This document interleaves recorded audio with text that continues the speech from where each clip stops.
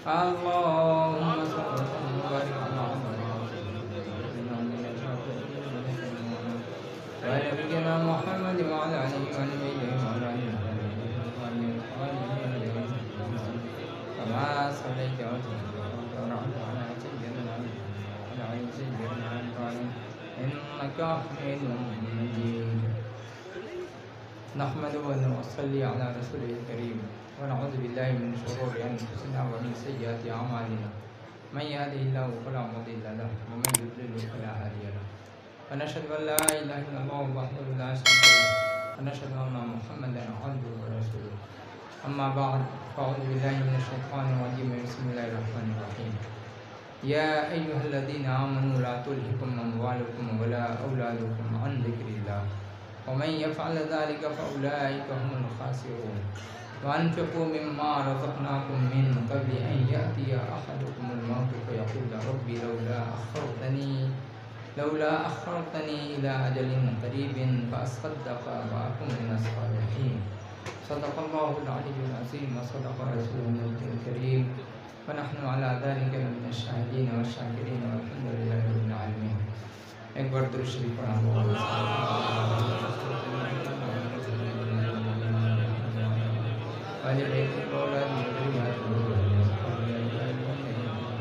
كما صليت وسلمت وباركت ورحمت على سيدنا محمد وعلى آل سيدنا محمد.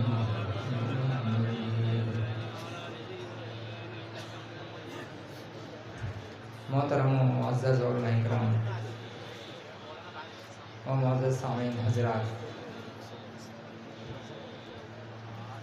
اور ملک و بیرون ملک سے آئے ہوئے تمام مہمانان، علماء صلحاء، خاص کر بنگلہ دیش اور دوسری تمام جگہوں کے آئے ہوئے مہمانان، آپ تمامی حضرات اپنی پریشانی کا سامنا کر کے یہاں حضرت مولانا اذان غاشی رحمۃ اللہ علیہ کی جائے پیدائش، ان کے مقام پیدائش پہ تشریف لائے. آپ تمامی حضرات کو تہ دل سے مبارکباد پیش کرتا ہوں. یہی وہ جگہ ہے جہاں سے حضرت مولانا شاہ صوفی مفتی اذان غاشی رحمۃ اللہ تعالی علیہ نے حقانی انجمن کی داغ بیڑ ڈالی، حقانی انجمن کے پرچم تلے رشد و ہدایت کا پیغام دنیا میں پہنچایا اور اس کے لیے ایک لائحہ عمل تیار کروایا. میرے خیال سے یہی وہ جگہ ہے، یہی وہ مسجد ہے جس مسجد میں آپ عبادت کرتے تھے، اور قریبی میں کوئی جگہ تھی جہاں پہ کوئی ایک جھوپڑی بنا کر کے آپ اللہ اور اس کے رسول صلی اللہ تعالیٰ علیہ وسلم کے پیغام کو لوگوں تک پہنچاتے تھے. کہ کچھ دنوں میں کسی نے کچھ کہہ دیا، یہ پاگل کی طرح رہتے ہیں، پگلا ہے نہ کیا ہے معلوم نہیں. آئیے وہ سامنے کا وہ تالاب ہے، اس تالاب سے پانی لے کر کے لوگ جاتے تھے، ابھی بھی جاتے ہیں لوگ. مبارک تالاب ہے وہ. ساری چیزیں جو دیکھیے گا حقانی انجمن کی جو بنیاد ہے وہ یہیں پر ہے، اور ان کے جو وارثین ہیں، ان کے خاندان کے، جو ابھی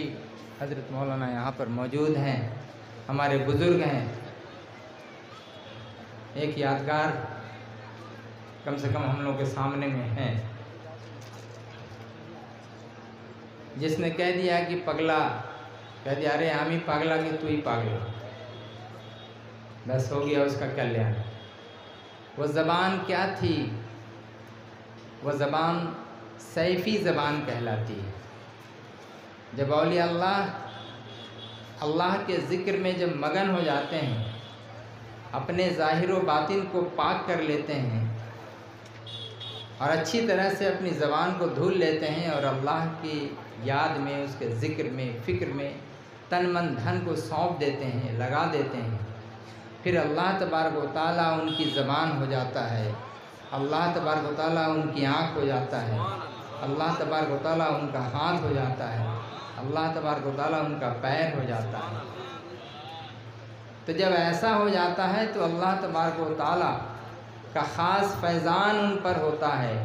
اور ایسا آدمی کوئی عام آدمی نہیں ہوتا، بلکہ عام آدمی سے بالکل ہی الگ تھلگ ہوتا ہے۔ یہ اولیاء اللہ کی بات، صالحین بندوں کی بات۔ ان سے ذرا اوپر جائیے، صحابہ اکرام کو دیکھیے، اور صحابہ اکرام سے اور اوپر جائیے، اللہ کے رسول صلی اللہ تعالیٰ علیہ وسلم کو دیکھیے۔ جب ان کی یہ شان ہوتی ہے تو اللہ کے جو رسول صلی اللہ تعالیٰ علیہ وسلم ہیں ان کی شان کیا ہوگی، تمام انبیاء اکرام کی شان کیا ہوگی۔ ان سب کو جب دیکھتے ہیں تو عقل حیران رہ جاتی ہے۔ ہم جسے اپنی طرح ہی بشر سمجھتے ہیں، جنہیں اپنی طرح عقل رکھنے والا، اپنی طرح آنکھ رکھنے والا، اپنی طرح زبان رکھنے والا، اپنی طرح ہاتھ پاؤں سب رکھنے والا سمجھتے ہیں، تو ہیں تو وہ واقعی ہماری طرح سامنے میں جسم جسمانیات میں، بشریت میں، لیکن جو ظاہری جو باطنی جو حالات ہیں ان کے، وہ تو بالکل ہی الگ طرح ہے۔ ہمارا دل رات و دن دنیا دنیا دنیا ہائے دنیا کرتا رہتا ہے، اور ان کا دل ہر آن ہر لمحہ ہر وقت اللہ اللہ کہتا رہتا ہے۔ ہم دنیا کی فکر میں مبتلا ہیں، وہ اللہ اور آخرت کی فکر میں مبتلا ہیں۔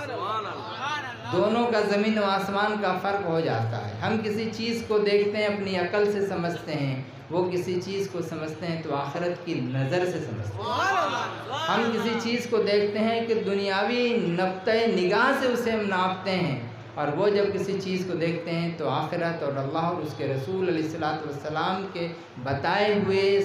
جو لائے ہے عمل ہے، اور جو قرآن و حدیث ہے، اس کے بنا پر وہ سمجھتے ہیں، اس کی بنیاد پر وہ سمجھتے ہیں۔ تو ظاہر ہے کہ ہمارا ان کا سمجھنا تو بہت ہی فرق ہے۔ ایک عام آدمی کو لے لیجئے اور ایک عالم کو لیجئے، دونوں میں کتنا انتر ہوتا ہے۔ جاہل آدمی جو ہوتا ہے عالم کی کیفیت نہیں سمجھتا،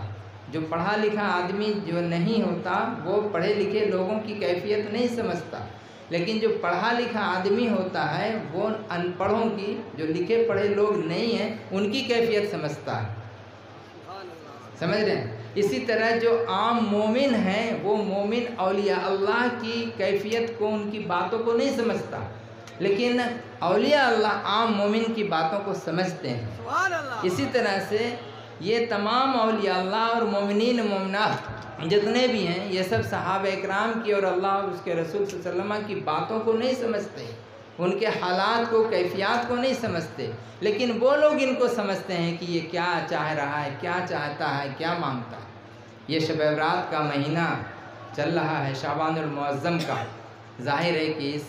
موقع پہ جو احادیث مبارکہ میں جس طرح سے باتیں آئی ہیں کہ اللہ تبارک و تعالیٰ بنی سعد کے جو بکریاں ہیں، ان کے بکریوں کے مثل مانے بے حساب بکریاں ہیں، ان کی طرح امت کی بخشائش اللہ تبارک و تعالیٰ فرمائے گا۔ یہی 14 تاریخ دن رات کی مغرب کے بعد سے 15ویں شب، یہ جو شب برات جو 7 تاریخ کو غالباً ہو رہا ہے، تو یہ شب برات کا مہینہ برات کسے کہتے ہیں؟ برات تو ایک ہوتا ہے جس کو برجاتی جو دولہا کو لے کر کے جاتے ہیں برات کی شکل میں، ایک تو وہ ہوتا ہے۔ اور عربی میں جو براعت کا لفظ ہے نجات کے معنی میں، نجات اور ہر چیز سے چھٹکارا، جہنم سے چھٹکارا، آگ سے چھٹکارا، جھمیلے سے چھٹکارا، اس کے لیے وہ شب برات اور لیلۃ البرات کہلاتا ہے۔ تو ظاہر ہے کہ لیلۃ البرات کے بارے میں بہت سارے لوگ ہیں جو کنفیوژن میں مبتلا ہوتے ہیں، اس میں ہم حلوہ روٹی کریں کہ نہ کریں، اس میں نیاز فاتحہ کریں کہ نہ کریں، تو ایسی بات اس میں کچھ بھی نہیں ہے، کوئی حرج نہیں۔ حضرت رسول کریم علیہ الصلوۃ والسلام اور حضرت عائشہ صدیقہ رضی اللہ عنہا دونوں کے دونوں آرام فرما رہے تھے، اور اچانک حضرت رسول پاک صلی اللہ علیہ وسلم آدھی رات کو اپنے بستر مبارک سے اٹھ کھڑے ہوئے۔ جب اٹھ کھڑے ہوئے تو آپ چلنے لگے، جب چلنے لگے اور حجر مبارک سے باہر نکلے، جنت البقیع کی طرف چلے گئے۔ حضرت عائشہ فرماتی ہیں کہ مجھے دل میں کچھ وسوسہ پیدا ہوا، خیال پیدا ہوا کہ آخر رسول پاک صلی اللہ تعالیٰ علیہ وسلم اتنی رات کو کس کے گھر چلے گئے؟ آپ کی جو سوکنیں تھیں، جو اور بھی ہماری دوسری جو مائیں ام المومنین امہات المومنین جو تھیں، اس کے لیے ان کے دل میں خیال آیا کہ کہیں ہماری دوسری سوکن کے پاس تو نہیں چلے گئے، اس لیے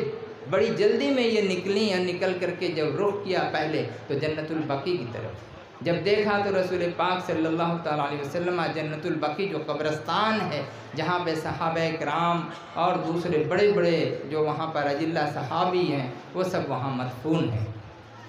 اور وہی جنت البقیع کا ایک واقعہ ہے،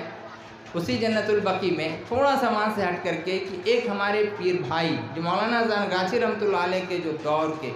اس زمانے میں جب آپ حیات مبارکہ سے تھے، وہ جب انتقال فرمائے تو لوگوں نے ان کو جب دفن کر دیا، حضرت نے فرمایا کہ جاؤ باغماری قبرستان میں ان کو دفن کرو۔ جب وہاں دفن کر دیا گیا اس کے بعد لوگ یہ کوشش کیے اور انہوں نے فرمایا کہ جو اللہ کے نیک بندے ہوتے ہیں اور اللہ کے مقرب بندے ہوتے ہیں وہ عام قبرستان میں نہیں رہتے، وہ سب جنت البقیع میں چلے جاتے ہیں۔ اسی چیز کو ثابت کرنے کے لیے، پروف کے لیے، جو اس وقت کے بڑے بڑے جو یہ پیر بھائی لوگ تھے انہوں نے کہا حضور قبلہ کی اس بات کو ہمیں دیکھنا ہے، تجربہ کرنا ہے۔ چنانچہ ایک رات انہوں نے پروگرام بنایا اور پروگرام بنا کر کے وہاں سے وہ چلے۔ جب قبرستان پہنچ کر کے اس کی کھدائی شروع کی، جب ہٹایا وہاں سے پٹرے کو دیکھا وہاں پر حضرت موجود نہیں۔ جو ہم لوگ کے پیر بھائی تھے جن کا وہاں پر دفن ہوا وہ دیکھ رہے ہیں وہ قبر خالی، وہ نہیں، فوراً بند کر دیا اور حیرت میں ڈوبے رہے، آخر ہوا کیا؟ یہاں سے ہم لوگ تو دفن کر کے گئے ہیں اور آج یہ ہے نہیں کیوں؟ جب وہاں سے چلے آئے تو صبح کو حضور قبلہ فرماتے ہیں کہ رے تھوڑا کوتائی گئے سے لو، لگتا ہے کہ رات میں ساتھ ساتھ ہی تھے۔ یہ اولیاء اللہ ہیں ایسے جو زندہ ولی جسے کہتے ہیں، زندہ پیر جسے کہتے ہیں، لگتا ہے کہ ساتھ ساتھ یہ بھی موجود تھے کہ رے تھوڑا پلیش نہ پائے نہیں ہو ارے তোরা কি এখানে আছে, উনি এখানে নেই, উনি তো জান্নাতুল বাকি চলে গেছে।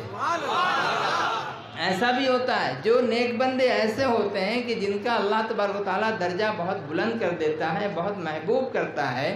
وہ اگر ایک جگہ داخل ہوتے ہیں اور ان کا دل کہیں اور لگا ہوا ہوتا ہے تو وہاں ان کو ٹرانسفر ہو جاتا ہے۔ تو اس طرح سے حضرت جو یہاں کے جو مرید جو تھے ان کو یہاں سے جنت البقیع کی طرف پھیر دیا گیا اور وہاں ان کو دفن کر دیا گیا۔ تو اس طرح کے واقعات ہیں۔ تو حضرت عائشہ رضی اللہ عنہ فرماتی ہیں کہ جب میں گئی تو دیکھا رسول پاک صلی اللہ تعالیٰ علیہ وسلم کہاں کھڑے ہیں؟ جنت البقیع میں کھڑے ہیں۔ تب مجھے سکون آیا کہ چلو میری اور دوسری سوکن کے پاس، سوکن سمجھتے ہیں نا، سوتن جسے کہتے ہیں، میں نے ایک شوہر کی 2 بیویاں ہوں، 3 بیویاں ہوں، 4 ہوں، 5 ہوں، اس طرح آج کے وقت میں تو ایک آدمی کم سے کم 4 شادی کر سکتا ہے اگر ہر ایک کی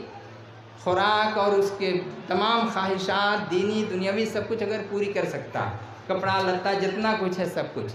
کسی قسم کا اس کے اندر میں بھید بھاؤ نہیں، اگر ایسا کر سکتا ہے، اعتدال کر سکتا ہے، عدل کر سکتا ہے، انصاف کر سکتا ہے، تو وہ 4 کر سکتا ہے، 3 کر سکتا ہے، 2 کر سکتا ہے، اور نہیں تو ایک پر کفایت کرے۔ یہاں آدمی ایک ہی میں پریشان رہتا ہے تو دوسری کی تو سوچتا ہی نہیں ہے، آدمی کہاں سے دوسری کرے، ایک ہی تو دماغ کھا کر کے خراب کیے رہتی ہے۔ بہرحال وہاں پر حضرت عائشہ کو یہ جب خیال آیا تو حضرت عائشہ نے جب دیکھ فوراً پلٹی اور آ کر کے اپنے بستر پر لیٹ گئیں۔ پھر جب رسول پاک صلی اللہ علیہ وسلم جب تشریف لائے ادھر سے تو آپ نے فرمایا کیا عائشہ تمہیں کچھ وسوسہ ہو رہا تھا؟ کیونکہ رسول پاک صلی اللہ علیہ وسلم ہیں، ان کو خبر ہو ہی گئی۔ انہوں نے کہا کیا تم نے سوچا میں کہیں اور چلا گیا؟ آج 14ویں شب 15ویں شب ہے، آج کی رات بنی سعد کے جو بکریاں ہیں اس قبیلے کا نام خاص کر کے، یعنی وہاں بکریاں بہت زیادہ تھیں، اس کے مانند اللہ تبارک و تعالیٰ گنہگاروں کو بخش دیتا ہے اور بخش دے گا، اس لیے میں اللہ سے مغفرت کے لیے طلب کرنے کے لیے مغفرت میں گیا تھا، اور قبرستان کی زیارت وہیں سے سنت ہوئی۔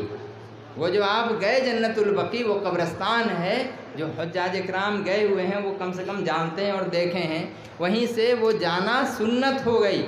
قبرستان میں اس دن جانا، جہاں ظاہر ہے کہ جو ہمارے وارثین ہیں، جو موتا ہیں، ہمارے ماں باپ ہیں، ہمارے رشتہ دار ہیں، اس دن جب آدمی قبرستان جاتا ہے اور وہاں جا کر کے فاتحہ پڑھتا ہے، اس کے سامنے میں قبر کے پاس جب کھڑا ہوتا ہے تو قبر والے کو انسیت ہوتی ہے، انہیں دل میں سکون ہوتا ہے، انہیں اطمینان ہوتا ہے کہ ہاں یہ جو ہمارا ملنے والا، ہمارا چاہنے والا، یاد کرنے والا، خاص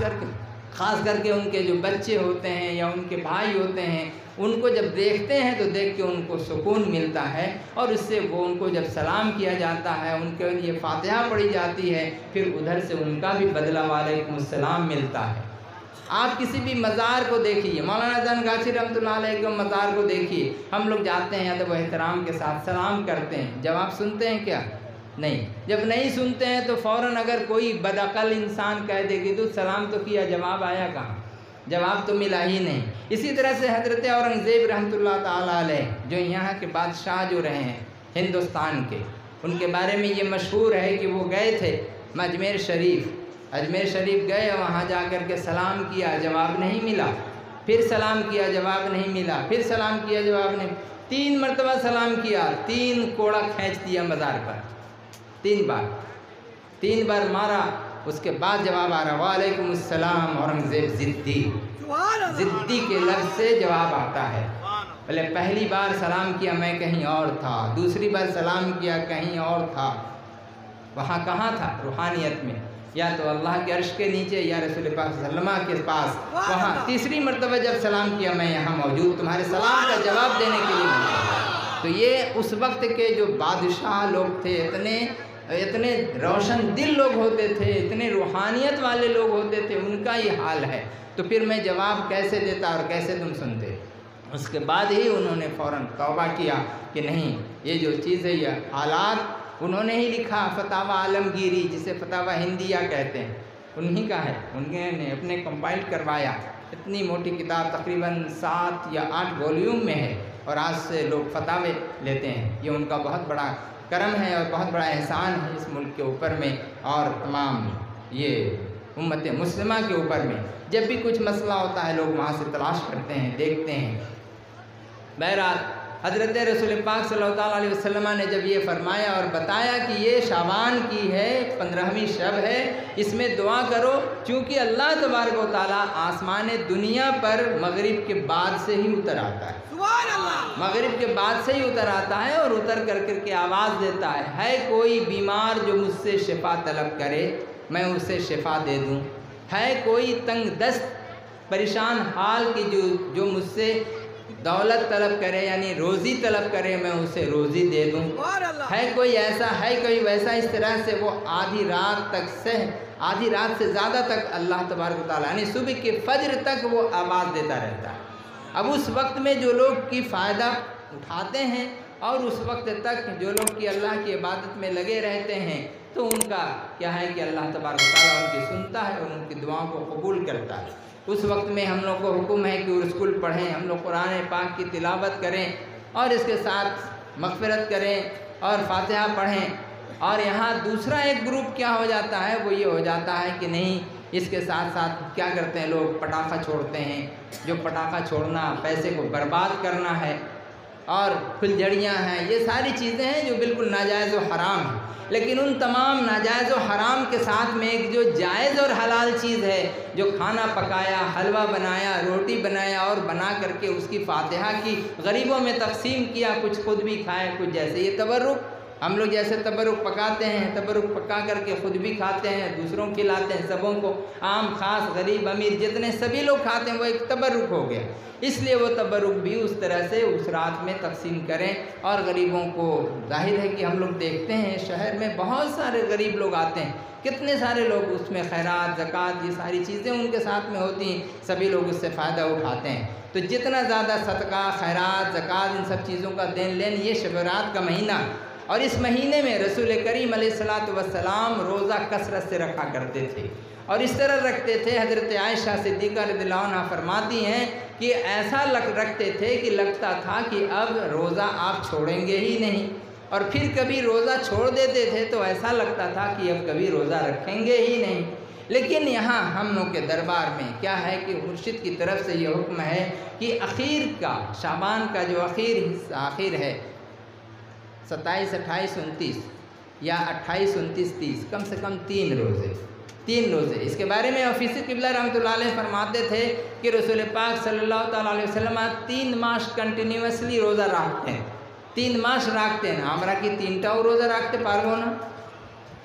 হুজুর কিবলা फरमाते थे कि 3 मास हुजूर किबला माने रसूल पाक सल्लल्लाहु अलैहि वसल्लम रोज़ा रखते हैं 3 मास, रजब शाबान रमज़ान, रजब शाबान रमज़ान। और हमरा की 3टाও रोज़ा रखते पारबो ना? तो अल्लाह ताला कम से कम हम लोग को ये तौफीक अता फरमाए कि 3 रोज़ा। अब इस रोज़े में इख्तिलाफ़ की बात थोड़ी सी बताएं। कुछ लोग बोलेंगे कि ये रोज़ा कहाँ से आया, है ना? हज़रत इमरान बिन हसीन रज़ियल्लाहु ताला अन्हु की हदीस, ये इसमें एक किताब है हदीस शरीफ की, वो उस किताब में ज़िक्र आया है, ये बुखारी में भी है गालिबन और दूसरी और किताबें हैं, उसके अंदर में ये ज़िक्र है उनका, इस हदीस से मिशकात में भी आपको मिल जाएगी वहाँ पे कि मैंने रमज़ान के रोज़े रखे और शाबान के रोज़े मैंने छोड़ दिए। हज़रत रसूल पाक सल्लल्लाहु अलैहि वसल्लम ने फरमाया कि इमरान, क्या तुमने शाबान के आखिरी रोज़े तुमने रखे? कहा नहीं या रसूल अल्लाह। बोले ठीक है, रमज़ान के बाद रख लेना। ये देखिए, रमज़ान का रोज़ा फ़र्ज़ है, शाबान का रोज़ा नफ़ल है, और भी जितने रोज़े हैं सब नफ़ल हैं। सिर्फ़ रमज़ान का जो 1 महीने का रोज़ा वो फ़र्ज़ है। तो नफ़ल रोज़े की भी ताकीद अल्लाह के रसूल सल्लल्लाहु ताला अलैहि वसल्लम ने फरमाई है, वक्तन बवक्तन, और वक्त बवक्त, वक्तन फ़वक्तन, इस तरह से एक एक कर करके बताया। तो वो जो रोज़ा है फिर बाद में हज़रत इमरान बिन हसीन ने रखा, तो गालिबन उन्होंने 2 रखा। लेकिन जब शरीयत के अंदर में जब आ जाएंगे हम वहाँ देखेंगे तो ये बताया गया है कि 1 रोज़ा कोई ना रखे, यानी आखिर वाला, जैसे 30 का रोज़ा कोई ना रखे। इसलिए मना किया गया कि उस दिन हो सकता है कि चाँद हो जाए या चाँद हो गया हो, ख़बर न मिली हो, वो शक और शुबे का होता। लोगों का ये कहना है, उलमा ये कहते हैं कि शक और शुबे के दिन तुम्हारा रोज़ा होगा ही नहीं, इसलिए कि कभी अगर ये जहन में आया कि मैंने ये नफ़ल रोज़ा रखा और ये रोज़ा रख करके अगर चाँद हो गया तो मेरा फ़र्ज़ हो जाएगा, और चाँद नहीं हुआ तो नफ़ल हो जाएगा, ये शक व शुबा हुआ। तो इस तरह से कोई ना रखे, अगर रखे तो नफ़ल रखे, अगर वो चाँद हो गया तो हो गया वो फ़र्ज़ रोज़ा। इसी चीज़ के लिए बताया गया कि कम से कम 3 रोज़ा हम पहले रख लेते हैं,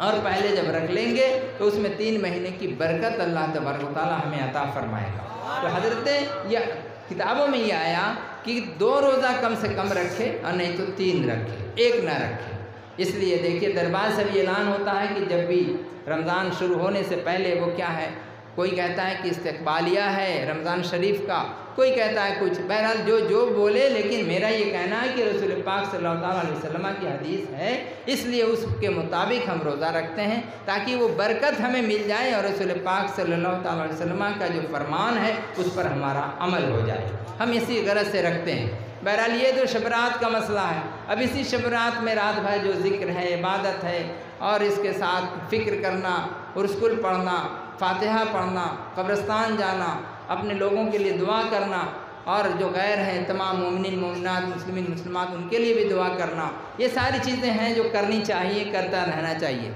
इसमें साथ साथ शब बरात के रोज़ जो शाबान का, जैसे ही मगरिब की नमाज़ पढ़ी,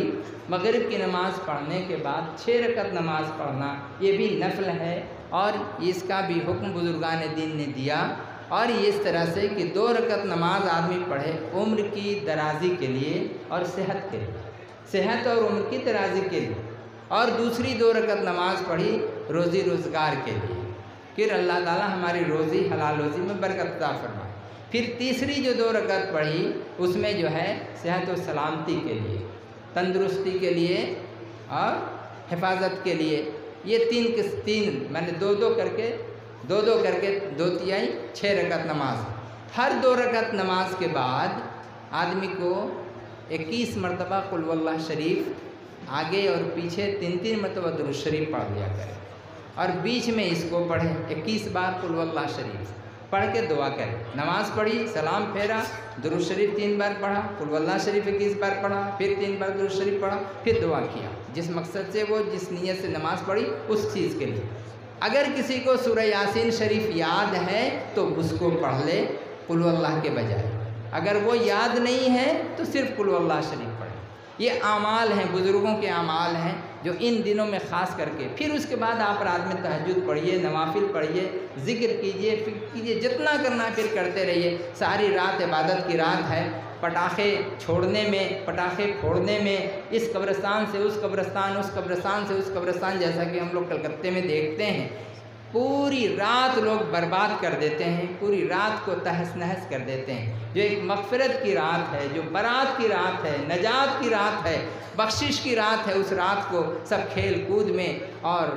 چٹپٹی کھانے میں اور پھچکا کھانے میں اور میلہ لگانے میں، اور اس کے ساتھ باغماری قبرستان جائیے، گوبرا قبرستان جائیے، جہاں بھی چلے جائیے دیکھیے سامنے میں دکانیں سجی ہوئی ہیں اور ایک سے ایک کھانے وہاں چل رہے ہیں، مٹھائیاں چل رہی ہیں. یہ شب برات یہ نہیں ہے. شب برات حقیقت میں اگر ہے تو جو رسول پاک صلی اللہ علیہ وسلم نے جو ہمیں درس دیا، جو چیزیں ہمیں جو انہوں نے بتائی ہیں ان چیزوں کا کرنا، یا جو اولیاء اللہ نے جو بتایا ہے. ہمارے ہاں بھی عرس کل بھی ہوتا ہے، دربار میں رات کے وقت میں عرس کل ہوتا ہے، نوافل پڑھتے ہیں لوگ. یہ طریقہ ہم لوگ کو اپنانا چاہیے جس سے ہمیں فائدہ پہنچے، دین کا بھی اور دنیا کا بھی، دونوں جگہ ہمارا فائدہ پہنچے. لیکن ہم لوگ راستے سے ہٹ کر کے اگر ہم دوسرا کچھ کریں گے تو پھر یہ الگ ہو جاتا ہے. حضرت مولانا زان گاچھی رحمۃ اللہ علیہ کا ہی یہ بتایا ہوا. پھر دوسرے دن رات کو عبادت ہوئی، دوسرے دن صبح میں پھر شب برات کی مجلس ہوتی ہے. یہ شب برات کی مجلس جب ہوئی، اس مجلس میں پھر انمول رتن مبارک کی زیارت کرائی جاتی ہے. اس کا یہ بھی ایک خاص موقع ہے جو شب برات کے موقع پہ، عید میلاد النبی علیہ الصلوۃ والسلام کے موقع پہ، 12 ربیع الاول شریف، پھر اس کے ساتھ اور شب معراج کے موقع پہ 3 ہوئے. پھر اور ہر موقع پہ جو عید اور بقرعید ہے اس کے بعد بھی، اور بھی اس کے علاوہ جتنے بھی ہیں ان مواقع پہ کیا ہیں، یہ خاص موقع ہے جہاں ذکر، فکر اور اس کے ساتھ عرس کل کی مجلس ہوتی ہے اور انمول رتن مبارک کی زیارت کرائی جاتی ہے. یہ جو طریقہ آپ جو دیکھیں گے سب بزرگان دین کا طریقہ، اور بزرگان دین کے طریقے پر جب ہم عمل کرتے ہیں تو اللہ تبارک و تعالیٰ کا